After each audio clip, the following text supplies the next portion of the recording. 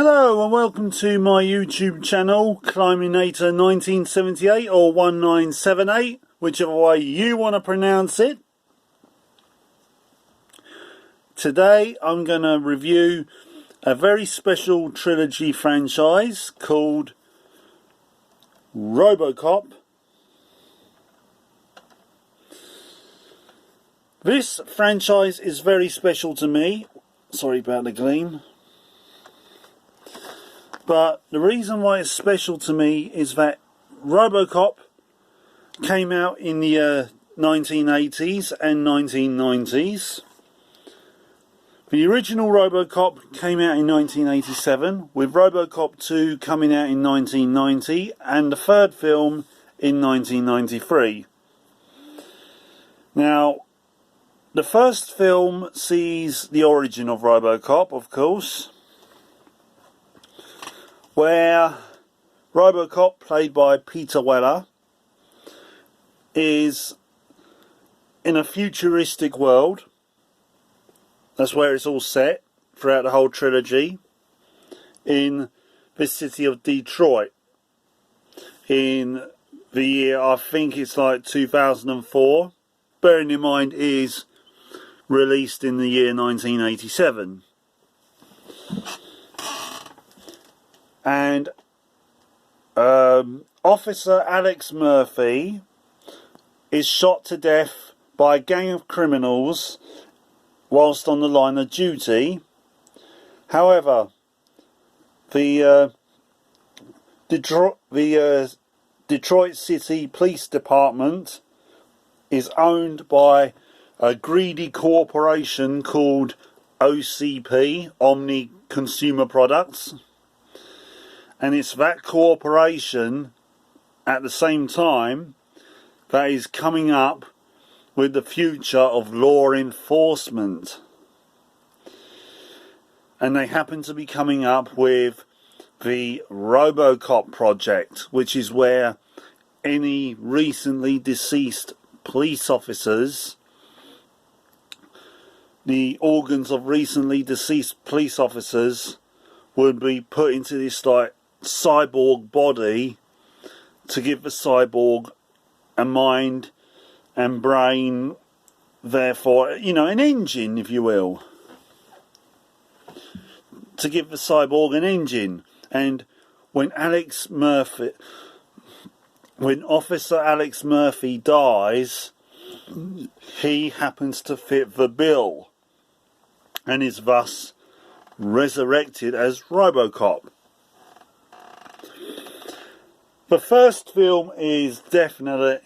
Now, this trilogy I've just watched over the last 3 days, including today. And what I can tell you is the first film is definitely the best, as it sees Robocop, the origin of him, and Robocop tracking down the people that killed him. Peter Weller is great in both Robocop 1 and 2, as is not Morris Chestnut, I forget the name of the guy who plays the villain of the piece, Clarence Bodica. Clarence Bodica, I must say, is one of the most underrated sci-fi / action film villains ever. Because he's a downright narcissistic psychopath that is completely charismatic at the same time. He gets a lot of funny lines despite murdering people left, right and centre. Yeah. You despise him, but at the same time you can't help but find him humorous.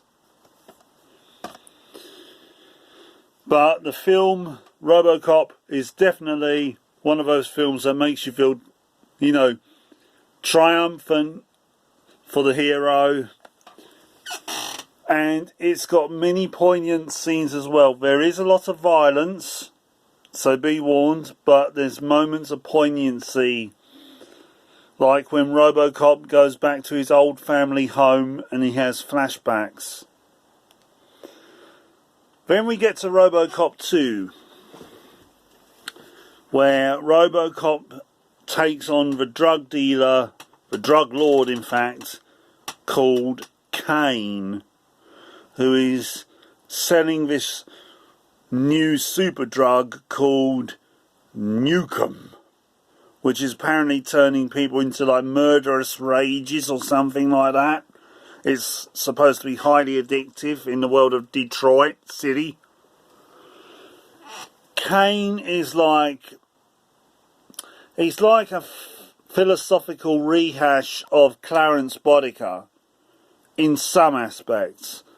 But there's aspects where he's completely his own character as well.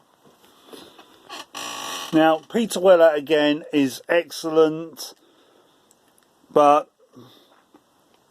you know, he gets all the poignancy down to Robocop to a T, as well as the action hero standard that you come to like with Robocop from Robocop 1. He transfers that brilliantly to Robocop 2.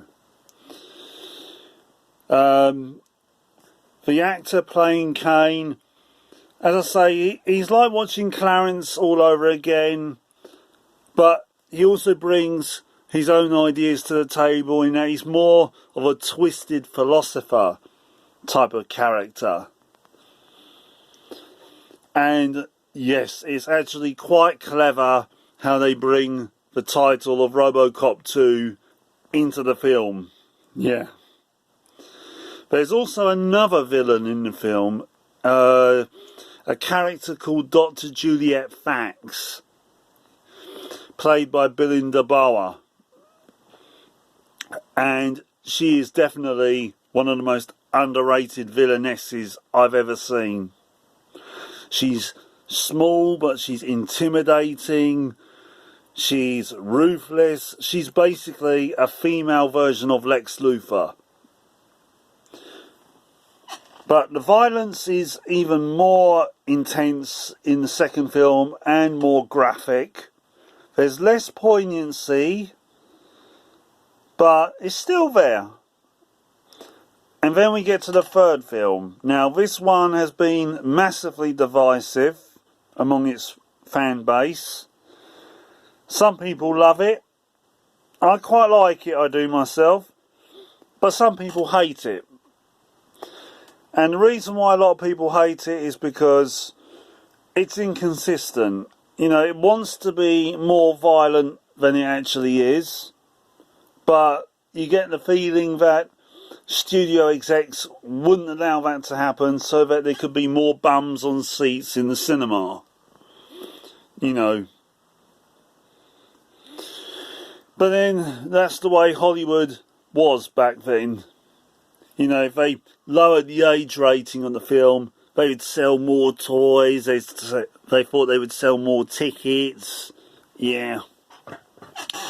In Robocop 3, Robocop discovers that OCP is actually clearing people out from their homes and sending them to detention centres, where apparently they're being rehabilitated. But what he finds out is that OCP is actually executing people.